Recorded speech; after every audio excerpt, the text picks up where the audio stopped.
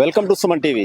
ఈ రోజు ప్రపంచ ఏనుగుల దినోత్సవం. ఈ సందర్భంగా మనం చిత్తూరు జిల్లాలోని ముసలమడుగు ఫారెస్ట్ లో ఏర్పాటు చేసిన ఈ ఎలిఫెంట్ క్యాంప్ లో ఉన్న ఏనుగుల దగ్గర చిత్తూరు ఫారెస్ట్ అధికారులు ఘనంగా నిర్వహిస్తున్నారు.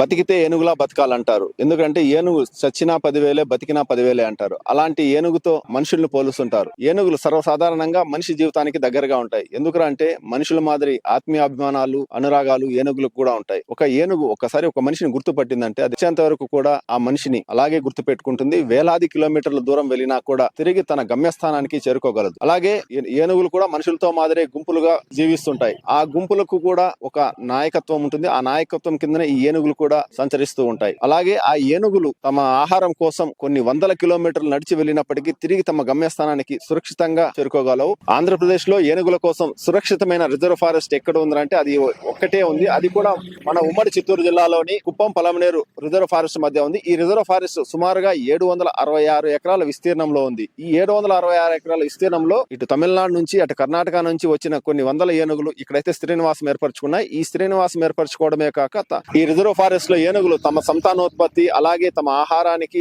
ఉపయోగించుకుంటున్నాయి. అలాగే ఈ రిజర్వ్ ఫారెస్ట్ పరిసర గ్రామాల్లో ఇవి నిత్యం దాడులు చేస్తూ ఆహారానికి పంట పొలాలను ధ్వంసం చేస్తూ అలాగే ఇటీవల కాలంలో కూడా కొందరు రైతులు మృత్యువాత పడ్డారు. ఆంధ్రప్రదేశ్ రాష్ట్ర వ్యాప్తంగా ఏనుగుల సంరక్షణ కోసం ఆంధ్రప్రదేశ్ రాష్ట్ర ప్రభుత్వం డిప్యూటీ సీఎం అటవీ శాఖ మంత్రి పవన్ కళ్యాణ్ గారు ఇటీవలే ఒక ప్రత్యేక కార్యక్రమాన్ని చేపట్టారు. హనుమాన్ అనే కార్యక్రమంతో పాటు ఈ ఏనుగుల పరిరక్షణ కోసం 10 మందితో ప్రత్యేక బృందాన్ని ఏర్పాటు చేశారు. ఈ 10 మంది బృందంలో ఒక ఎఫ్ఆర్ఓ, ఒక డిఎఫ్ఓ తో పాటు 2 పర్యవేక్షకులు ఉంటారు. వీరు చేసే పనులు ఏమంటే ఏ ప్రాంతంలో అయితే ఏనుగులు ఎక్కువగా ఉన్నాయో ఆ ప్రాంతాన్ని గుర్తించి ఏనుగుల దాడులు జరగకుండా చూడడంతో పాటు GPS ట్రాకింగ్, డ్రోన్లు వీటిని ఏర్పాటు చేయడంతో పాటు ఏనుగుల సంరక్షణ కోసం తీసుకోవాల్సిన ప్రత్యేక చర్యలు అలాగే గాయపడిన ఏనుగులకు ఏ విధంగా చికిత్స అందించాలి, అటవీ ప్రాంతంలో నీరు లేని చోట వాటికి ఏనుగులకు నీరు ఏ విధంగా అందించాలి అనే చర్యలు ఈ ప్రత్యేక బృందాలు చేపడతాయి.